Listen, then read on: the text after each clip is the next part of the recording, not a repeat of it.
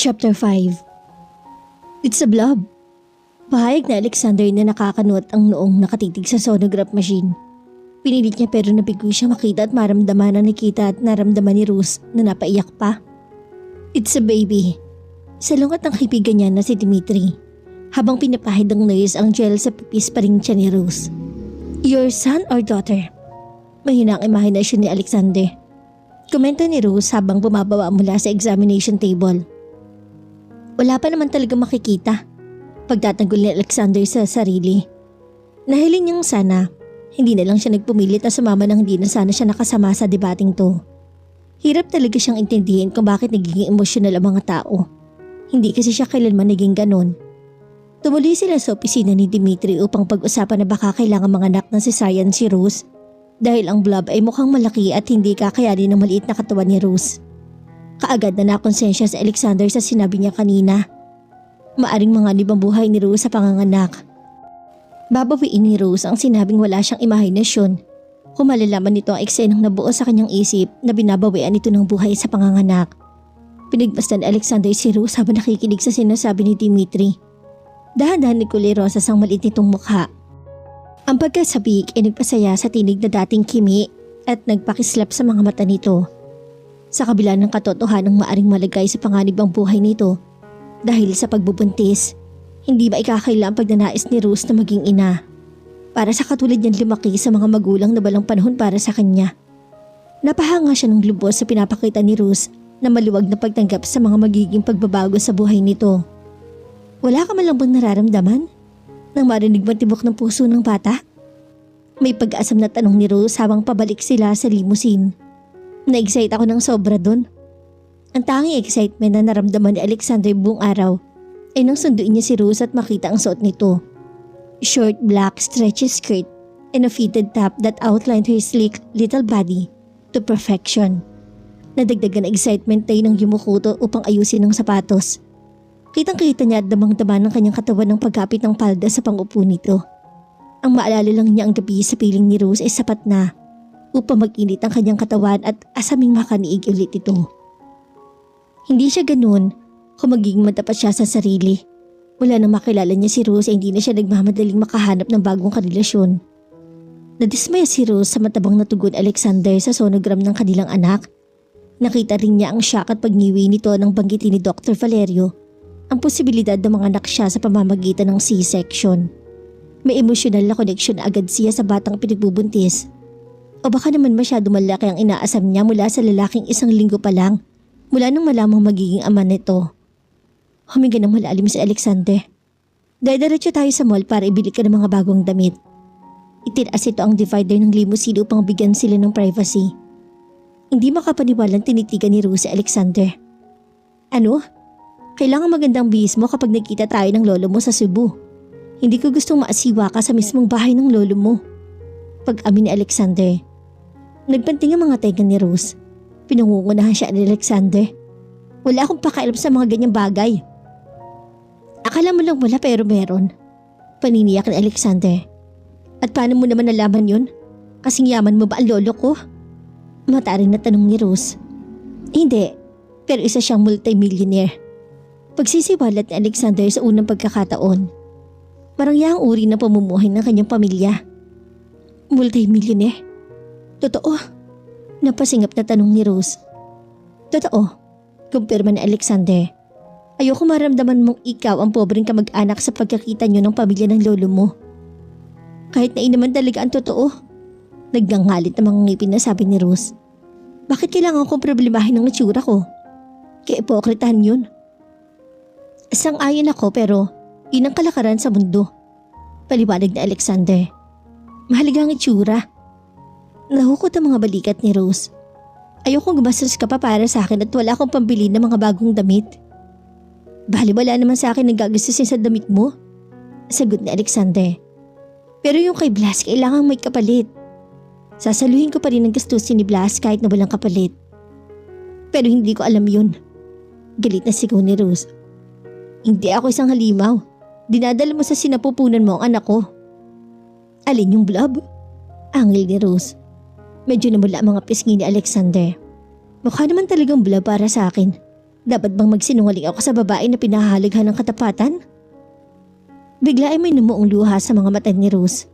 Kumurap-kurap siya para pigilan ng mga yon sa pagpatak at inabot ang kamay ni Alexander. Hindi ko gustong magsinungaling ka para matuwa ako. Hindi ko gustong maramdaman mo yun. Umiiyak ka. Nagitla si Alexander. Hindi, okay lang ako. Bulalas ni Rose sa mabilis na hinuwak at hinaplos ang kamay ni Alexander. Naalala mong sinabi ni Dimitri, isa to sa mga epekto ng pagbubuntis ko. Bigla na lang akong umiiyak na walang dahilan. That doesn't make sense. Wika ni Alexander. Inabot ito ang kanyang kamay at hinila siya para maupo sa kandungan nito. I'm sorry kung tinawag kong blob yung baby at nasaktan ko ang damdamin mo. Pumihit si Rose para tingnan si Alexander. Okay ka lang ba? Hinubakan Alexander ang kanyang baba at saka maras na inangkin ang kanyang mga labi. Nanganig si Rose sa pananabik. Naramdaman na pagiging handa ng kanyang katawan. Iniangat siya ni Alexander para iharap dito na nagpalapit sa kanya sa pagkalalaki nito. Hinaltak nito pataas ang palda at nakipagbuno sa kanyang panty upang madama ang pinagbumula ng mga pantasya nito. Umungol si Alexander. Habang si Rose ay walang nagawa upang kontrolin ang pagpilipit at pag-ungulig sa ginagawa nito. Isinubsob niya ang kanyang mukha sa leeg na Alexander at hinalikan yun.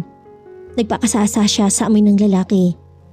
At muli nagliyab sa pagnanasa ang buong katawan niya at narating niya ang rurok ng ligaya. Pagkatapos yun ay naghihinang sumandal siya sa balikat ni Alexander. Feel better, sweetheart? Tanong ni Alexander sa paggaralgal na tinig. Para ako namatay at napunta sa langit. Madapat naman na bulong ni Rose. Dumilat siya at nagulat nang makita na nagbabiyahe pa sila. Hindi ako makapaniwalang ginawa mo yun. Nagmamadaling inayos si Rose ang sarili at umalis sa kandungan ni Alexander. Sumama ka sa akin pa uwi pagkatapos sa ating mamili. Paghihikayat nito. Pakiramdam ni Rose ay binuhusan siya ng malamig na tubig. Binalot siya ng pag-alinlangan at pangamba. Hindi ba ang mas tamang gawin ay ituring na lapse of judgment na nangyari? Nabura ang ngiti ni Alexander. Isang pagkakamali at lapse of judgment? Yan na ba ang kabuuan ng kung anong meron tayo? Ikaw ang higit na nakakaalam nun. Bulong ni Rose. Pinatunayan ang nangyari lang sa kanila kung gaano katindi ang atraksyon sa pagitan nila. Ngunit iyon ba't ang kanilang anak at nakikita ni Alexander na tanging nag-uugnay sa kanilang dalawa? Kung si Rose at ang kanyang damdamin nang tatanungin, malala na ang sitwasyon niyang may kinalaman kay Alexander. Hindi niya kayang tingnan ng binata kahit kapag naging mahirap ito na pakisamahan. Nang hindi nananabik dito, hindi tumaalis sa isip niya. Iginiit ni Alexander na samahan siya pagkasundo kay Bla sa ospital at ibinili pa dito ng bagong higaan ng kanyang alaga. Hindi rin ito pumapalyang tumawag para kumustahin ang laging niya kahit na halos wala naman nitong masabi. At napipilitan tuloy siya magkwento ng kung ano-ano. Unti-unti nang nahuhulog ng kanyang loob kay Alexander at hindi niya alam kung paano pipigilan yun sa kabila ng katotohanang problema at pait lang idudulot niyon sa hinaharap. Sa huli ay nasunod din ang gusto ni Alexander. Pagkatapos na nangyari sa sasakyan, hindi gusto ni Rose na makipagtalo pa rito. Habang namimili ng mga damit ay napansin niyang bagaman kaunti lang ang kinukwento ni Alexander. Kilala talaga nito ang lolo niya at ang pamilya niyon. Dahil doon ay nakumbinsi siya na may magandang dahilan si Alexander para naisin na magdamit siya ng maayos. Baka mapahiya ang lolo at ang kamag-anak niya kapag nakitang may kasama si Alexander na mahirap na kamag-anak. Naitanong tuloy niya sa sarili kung matututunan ba niyang mapalapit sa mga taong hinuhusgahan siya base sa panlabas na anyo.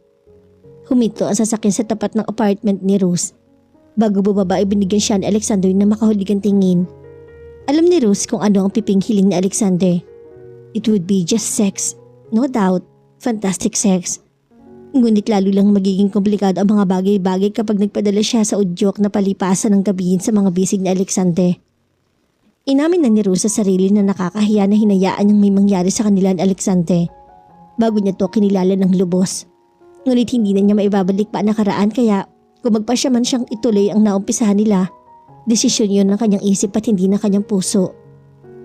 Isang exams na lang ang makakapagbiyahe na siya patungong Cebu.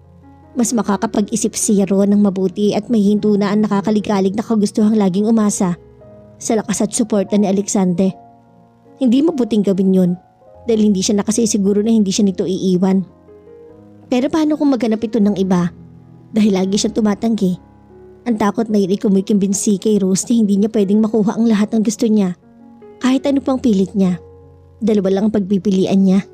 Pumayag siya sa gusto ni Alexander at tanggapin ang katotohanang kalaunan o baka sa malapit na hinaharap ay maghahanap na to ng iba. Hindi sapat ang napakakomportabling upuan ng private jet ni Alexander upang mawala ang pagkakabalisa ni Rose. Pinagtutuunan niya ng pansin si Vilasa na nakahiga sa basket nito.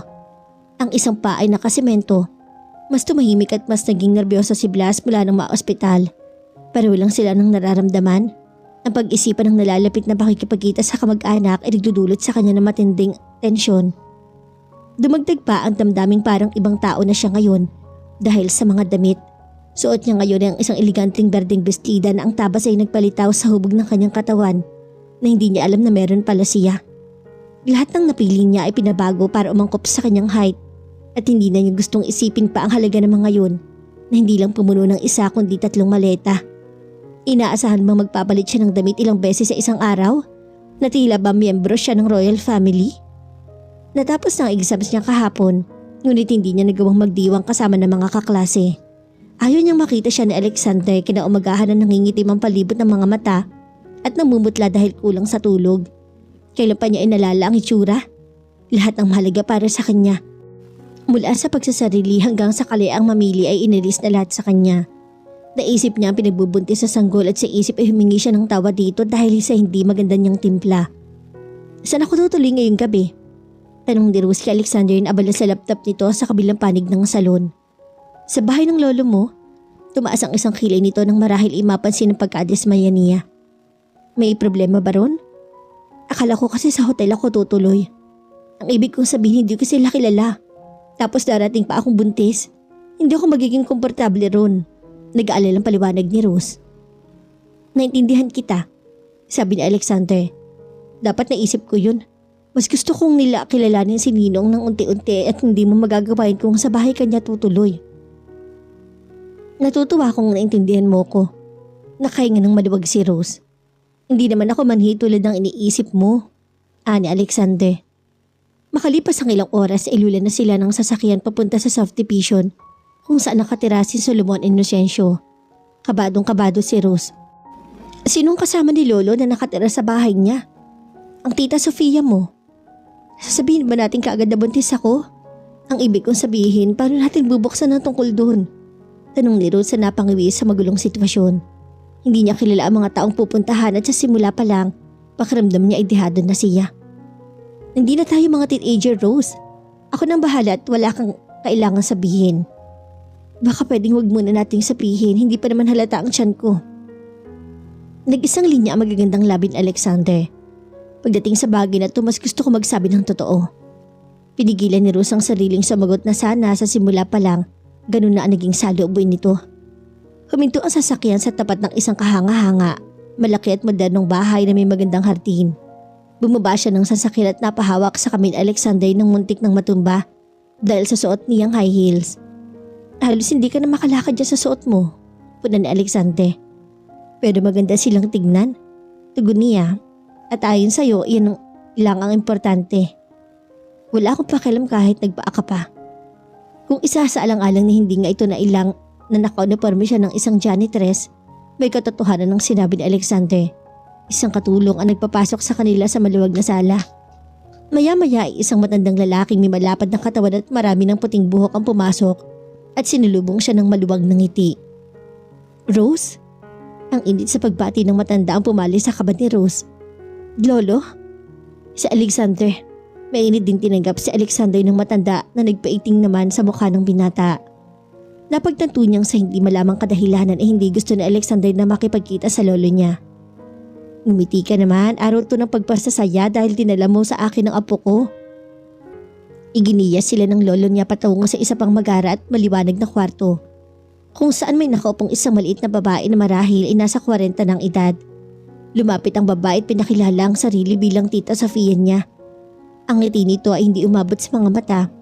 Nanatili ito nakamasid at nakikinig nang magsimula magtanong ang lolo niya tungkol sa lahat ng bagay na may kinalaman sa kanya. Para sa isang tulad ni Rose hindi nakaranas ng ganitong atensyon, parang hinaplos ng kanyang puso sa ginagawang pagtatanong ng lolo niya ngayon. Nang ikwento niya ang tungkol sa kanyang pag-aaral, nakita niya ang pagguhit ng galak sa mukha ng kanyang lolo. Ngunit habang tumatagal ang pag-uusap nila, lalo ring nananahimik at nanlalamig ang tita Sofia niya hanggang sa tumayo ito at hinawakan siya sa braso. Kailangan nating mas magkakilalang magtiya. May mga litrato ng pamilya akong ipapakita sa iyo.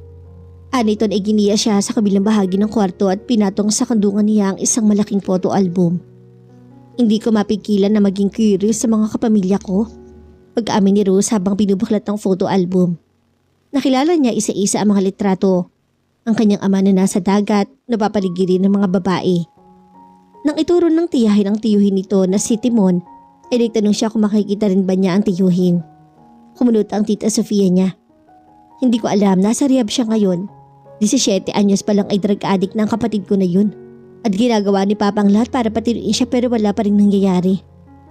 Tahimik na pinakinggan ni Rose ang ibinalita ng tiyahin at nahiling niyang sana nabalaan man lang siya ni Alexander. Sinubukan niya maghanap ng mas kaaya-ayang pag-usapan. Magkwento rin po kayo tungkol sa tatay ko, kay Troy. Maaskad ang tono ng tiyahin ang sumagot. Maliban kay Papa, lahat ng lalaki sa pamilyang to kasama ng tatay may walang silbi. Si Timon ay may 2 anak na lalaki na ninakawan ng Papa habang nagtatrabaho sa isa sa mga hotel niya. Nabigla si Rose sa pag-amin ng tiyahin ng ginawang krimen ng mga pinsan niya. My goodness. Walang ano-ano ay biglang tumayo ang lolo niya at nagsisigaw sa wikang Bisaya. Anong nangyayari? Wow, tahimik ka lang at mukhang mahiyain pero opportunista ka rin pala. Komento ng tita Sofia niya. Napagtanto ni Rose na alam na ng tiyahin ang dahilan ng gusot sa pagitan ng lolo niya at Alexander. At parang alam na rin niya kung ano yon pero pinanatili niyang blanco ang mukha. At bakit niya naman nasabi yan? Ang mabuntis ng isang bilyonaryong tulad ni Alexander ay hindi aksidenteng pangyayari. Tama ba ako? Lalo na si isang katulad mo na may nanay na ganun din. Ganun din ang ginawa sa kapatid ko. Pangungot siya ni tita Sofia. Ang akala ko pa naman nagpunta ka rito upang makuha ang loob at pahanggain si Papa. Sa halip, galit na galit siya ngayon. Hindi hinayaan ni Rose na maapektuhan siya ng mga sinabi ng tiyahin. Anong sinasabi niya kay Alexander? Para tayong nasa drama sa TV? Komento ni tita Sofia. Sinabi niya na sira na ang reputasyon mo. Tingnan natin. Naiinis naman na sa loob ni Rose. Tumayo siya at nilapitan ng 2 lalaki. Hindi man gumaganti ng sigaw si Alexander, kitang-kita naman niya sa pagkakatayo at sa bangis sa mga mata ng binata. Ang matinding galit at tanging respeto lang para sa lolo niya ang dahilan ng pananahimik nito. Huwag ka makialam, maring sabi ni Alexander. Ayoko at pwede ba wala na tayo sa panahon ni Kopong-Kopong? Protesta ni Rose na nakatutok ang pansin sa lolo niyang namumula ang mukha sa galit. Please, suminahon kayo. Kung alam ko lang na mag-aaway kayo ni Alexander nang dahil sa akin, hindi na lang ako pumunta. Hindi rin makabubuti sa kalusugan niyo ang magalit ng ganyan. At huwag yun ang pagalitan si Alexander. Inalok naman niya akong pakasalan ko siya. Ginawa mo yun? Gulat na nakabinalingan at tinignan ng lolo niya si Alexander. Kitang-kita ang pagkawala ng galit nito sa nalaman. Tumanggi ako. Sabad ni Rose bago pa ma-excite ng lubos ang lolo niya sa bagay na hindi naman mangyayari. Tumanggi ka? Siya man ay sinisigawan ng lolo niya. Nababaliw ka na ba? Tinadala mo sa sinapupunan mo ang anak niya at tumanggi ka? Sa tingin ko kailangan natin kumalmang lahat at tuwag munang ituloy ang pag-uusap na to. Suwestyon ni Rose. Ipinatong niya ang nanginginig na kamay sa manggas ni Alexander. Pwede akong bumalik bukas para dumalaw. Hindi kung tatanggapin niyo pa rin ako. Oo naman. Kalmadong sabi ni Alexander na tila wala nangyari. Ako ang hindi natanggap dito. Kung hindi mo pakakasalan si Alexander, hindi ka dapat sumama sa kanya. Payo ng lolo niya. Tumingin si Rose sa galit niyang lolo at sa mapanguyam ng ngiti sa mga labi ng tiyahin at nagdesisyong siyang sapat na ang family reunion na nangyari sa araw na yon. Ako ang nagpapasya para sa sarili ko at may tibala ko kay Alexander. Pagbalik sa sasakyan, ikinausap niya sa Alexander. Bakit hindi mo malang pinagtanggol ang sarili mo kay lolo? Siya naman na nagsabi sa'yo na magpakilala sa akin. Malaki ang paggalang ko kay Ninong Rose. Wala siyang sinabing mali. Meron naman talaga akong reputasyon ng pagiging babaero ngunit dapat nagpigil ako pagdating sa'yo. Baka dapat ako ang nagpigil sa sarili ko. Bulong ni Rose. Naiinis siya dahil sinasalo ni Alexander ang lahat ng sisi na para bang kaawa-awa siyang nilalang na walang utak. Hindi. Gusto kita. At sanay ako nakukuha ang gusto ko nang hindi isinasalang-alang ang mga konsekwensya. Pag-aamin ni Alexander. Sabi ko naman sa'yo, wag mo munang bagiting buntis ako eh. Obligado akong sabihin sa lolo mo ang katotohanan. Masama ang ugali ng tiyahin ko. Tuwang-tuwa siya sa pagtatalo niya ni lolo. Bakit hindi mo ako binalaan tungkol sa kanya? Hindi ko gustong impluwensyahan ang tingin mo sa kanila bago mo pa man sila makita. Tugon ni Alexander. May liberal na pananaw at may mabuting loob ang lolo mo pero kagaya mo, madaling magalit. Huwag ka mag-alala. Pagsisisihan din niya ang nangyari sa inyong dalawa kanina. Hindi ko rin naisip ang magiging reaksyon niya. Hindi ko naisip ang mga pamantayan niya sa buhay ay makaluma at tradisyonal.